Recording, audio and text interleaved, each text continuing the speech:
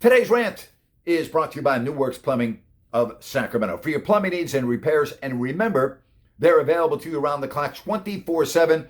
Just go to newworksplumbing.com. That's NEWWRXplumbing.com. Hey, be sure and join me today live on Listen Up.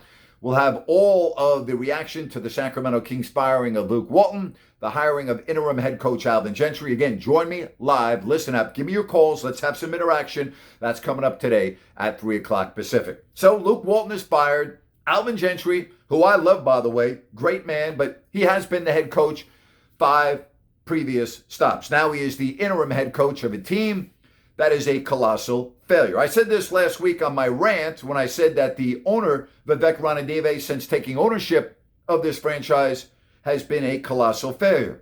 Did you see the headline yesterday in Marcos Breton's story of the Sacramento Bee? The real person that needs to be fired by the Sacramento Kings, owner Vivek Ranadive. Is he ever going to do anything right with this franchise? So Luke is out the door. Let's pay him, over $11 million to go away? 32 years. Think about that. 32 years. I was the TV voice of the Sacramento Kings, 26 years on radio. And we went back and forth, and we had a lot of dialogue, and we went through a lot of crap together, right? You, me, Carmichael Dave, and everyone else. David Stern, rest his soul, saved the team. Mayor Kevin Johnson. We got through that, right? And I figured, you know what? If we could get through that, we can get through anything, for crying out loud. Save the team. That's right. Save the freaking team from moving to Seattle. Brand new state-of-the-art building, arguably the nicest in the NBA. And now we're going to move on to the future, and everything is going to be great. Things have not been great. They're getting worse and worse and worse. The buck stops at the top, does it not? The ownership has been a miserable failure in Sacramento. Once again, the Sacramento Kings are the laughingstock of the NBA. And the fans, the great, loyal, passionate fans, who, by the way, have stopped going to the games. And can you blame them? Why the hell would you want to go to the games? They have stopped turning out to Golden One Center. Again, 32 years. All the things that we've experienced, all of the ups and downs. And with the exception of we thinking that the team was gone, this is rock bottom. This is the worst that I can remember because the fans have stopped coming out.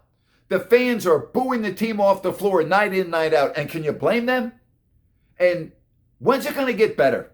I talked about this the other day. Mitch Richmond, when he was in Sacramento in the early 90s, was asked if he sees light at the end of the tunnel. His response, I don't even see the tunnel. Do you see the tunnel? What are you as a Kings fan going to demand now? The Kings, because of their ineptitude, they've lost a lot of your business. You don't want to go to the games anymore. What a freaking shame. Think about this. Sacramento Kings fans don't want to go to the games anymore. How unbelievably sad is that? It's awful. It is absolutely awful. And something needs to change and change in a hurry. And as I said, I love Alvin Gentry, but he's been a head coach in 5 previous stops. You think you're going to bring back the same team as last year, plus a draft pick and Davion Mitchell, and all of a sudden things are going to be that much better? Doesn't work like that. This entire franchise right now, once again, appears to be cursed. And the decision-making at the top with ownership is embarrassing.